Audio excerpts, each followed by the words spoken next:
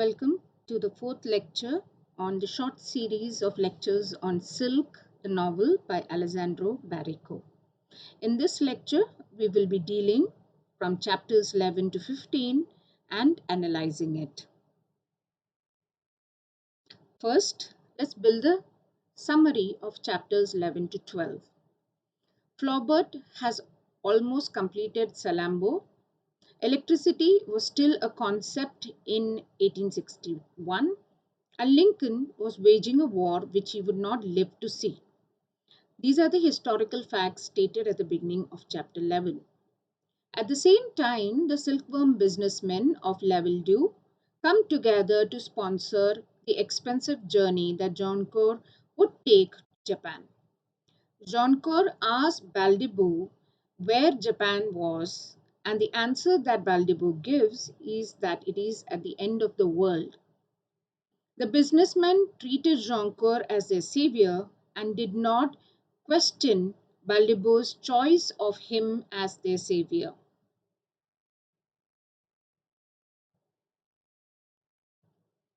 Joncourt left on 6 October alone. He advises his wife to be afraid of nothing as he leaves. Helen is mentioned as a tall woman who did not tie her hair up and had a beautiful voice. Herve Joncourt had 8,000 francs in gold and three names that he had obtained through Baldibou to help him through his journey. He travels across Europe, skirting the Chinese border and waiting for 11 days for a Dutch smuggler's ship to help him reach Japan.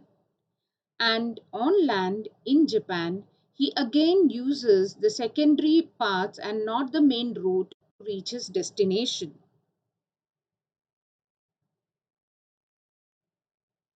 He waits there for a man in black veil who blindfolds him and takes him to another man who is also in a black veil and who sells him the egg.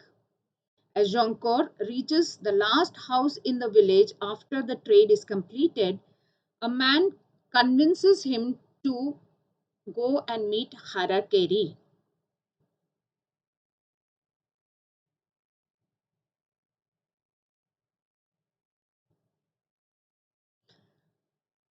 Now let's analyze the chapters 11 to 12. Contemporary history is again repeated in these chapters like it was in the first chapter. References again to Flaubert, American Civil War, and other scientific developments are given to indicate the changing times and to reiterate what is going to be the cause of change even in the personal histories of the characters.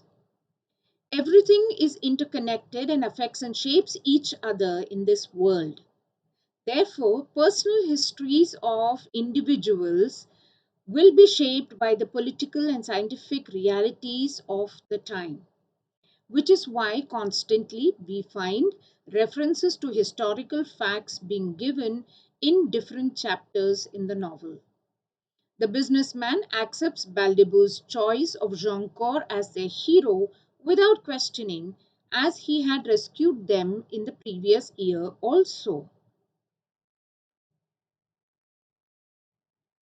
Joncourt's attempt at assuaging his wife's fear also reveal the fears of the unknown that he also carries as he has to undertake this arduous journey all by himself to a place that he is unaware of. Helen's physical description, emphasizing on the loose, long black hair, hints at the untamed in her. In that age, women were expected to keep their hair tied up in a bun, but she breaks this convention by keeping her hair open and symbolically declaring her free mind and unrestrained passion, which we do not see in her relationship with Joncourt. Women's hair were equated with passion and beauty, and a refusal to follow the norms is a subtle way of subverting the controls on her sexuality and desires.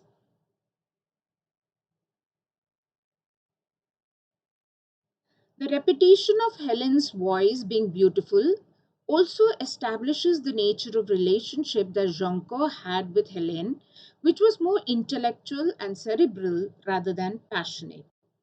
Voice deals with words and everything related to mind. And so, Joncourt enjoyed his wife's company for the conversations and mental sharing that they were capable of. In that sense, this is more of a platonic relationship than actually sexual. The detailed narration of Joncourt's journey, which will be repeated in the following chapters too, lays out the map of the difficult journey that the Europeans undertook to establish a trading route with the Asian countries for their exotic goods. It traces the growth of imperialism and the path that imperialism took, and how it circumvented certain places and people so as to create control over the entire process of the trade between the Asian countries and the European countries. Black veil is predominant in chapter 12, with two men who hide their identities behind black silk veils. Black becomes symbolic of the dark and the shady, as these are men who are selling silkworm eggs in the black market and also duping the buyers, as these eggs are only fish eggs, as it is revealed later on. The duplicity is symbolically represented through the black veil. This chapter also ends on the fatal encounter with Harake, which would change the course of the personal history of Jonko, like the historical occurrences mentioned in chapter 11, which changed the political and scientific history. This journey, undertaken by Joncourt, will also change his life. Now, moving on to the summary of chapter 13 to 15. Joncourt enters Harake's hall, where he is sitting in a corner. He is wearing a dark tunic and wears no jewelry. The indication of power is only through the young woman who is dressed in flamboyant color compared to Harake, who is Anne lying on his lap with her head, and whose hair he continues to stroke even when Joncourt enters the room. The servants place two cups of tea between Joncourt and Harake, as is the custom in Japan. Tea ceremonies are an important aspect of how guests are treated. Harake's speech in his own language is in a sing-song falsetto, indicating an artificiality to it for Joncourt. But when he speaks in French, though it has the influence of Japanese diction, it sounds more sincere to Jonko.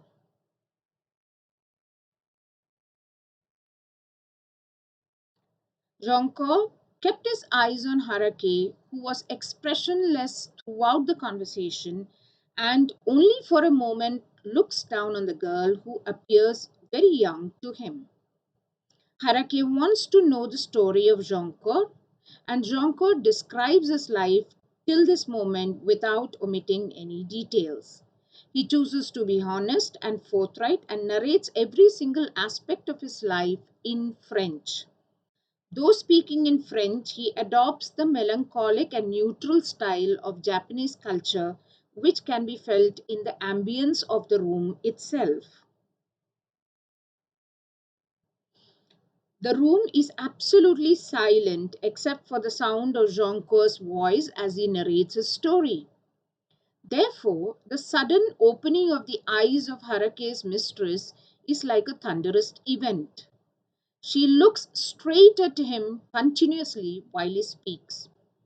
Though he has a quick glance at her and he realizes that her eyes don't look oriental, he quickly moves his eyes away from her and looks at other places till his eyes settle on the teacup in front of him. He then quietly picks it up and drinks from it and continues to narrate his story in his emotionless voice. But he is conscious of her stare throughout the time that he is speaking. He almost feels obligated to make the entire story more memorable because of her glance.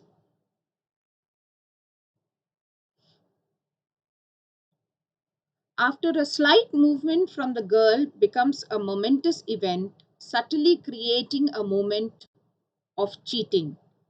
She pulls out a hand from the robe and slips past Harake's cup to pick up Jonko's cup. Through all this, Harake continues to stare expressionlessly at Jonko, where meanwhile the girl turns the cup to the exact position from where Jonko had taken a sip and puts her lips against it and sips from it. Then, without even blinking her eyes, she places the cup back in front of Jonko and continues to stare at him while continuing to lie on Harake's lap. Now, let's analyze these chapters. These chapters recount the events that would change the peaceful domestic life of Jonko. He meets Harake and his mistress and falls into a mesmerizing exotic world of solitude and silence. Harake is described again in dark colors, symbolizing the dark side in him, or even the inability to read him, as he is so expressionless. He does not display any emotions on his face during the entire episode that unfolds. He steadfastly looks at Joncourt. His show of power is subtler. It is through women that he owns that he showcases his power, clearly indicating to a patriarchal attitude in ownership of women as well as in treatment of women because he's petting her hair like a sleeping animal.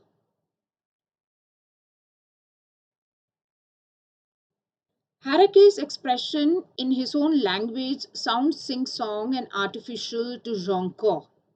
That is because the point of view in this novel at this point is clearly that of the colonizer, the European who has no appreciation of the colonized culture and probably does not even want to understand it or make an attempt to understand it.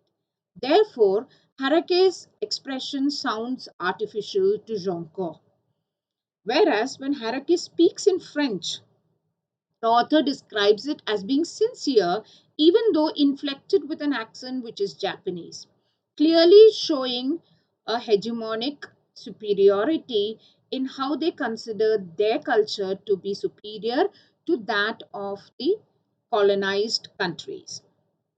The hegemonic superiority that the colonizers felt can be experienced through the author's writing in these chapters. His point of view clearly is that of a colonizer, and the Orientalism that he creates is clearly visible in the description of the incident that unfolds with Harake and his mistress. Everything is mystified and made incomprehensible and exotic, creating the concept of Orientalism as the post colonial critics have mentioned.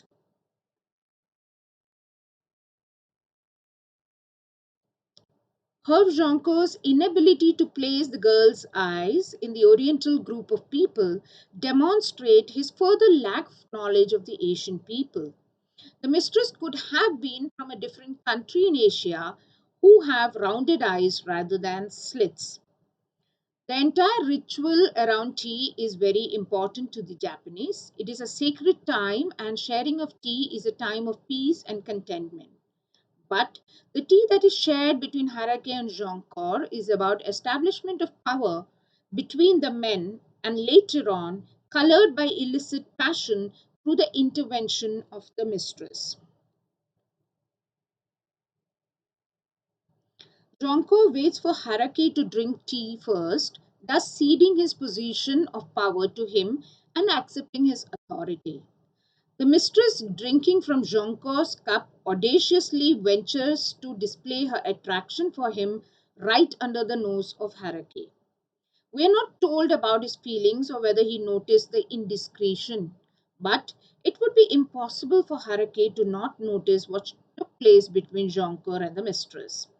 Joncourt's affair with the mistress begins in silence, with only their gestures speaking of the passion and desire that they feel.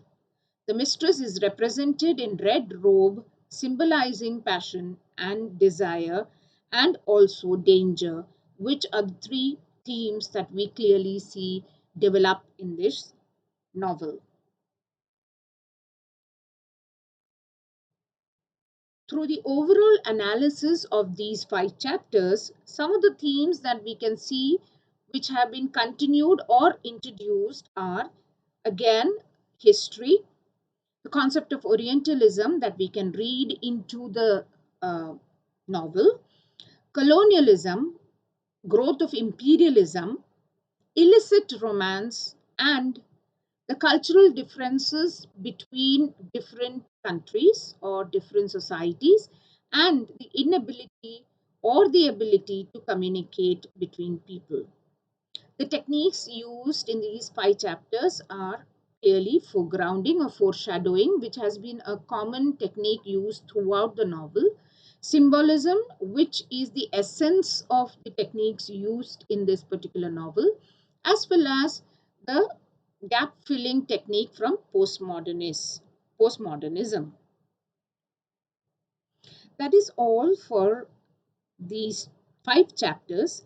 The next video will be an analysis of chapter 16 to 20.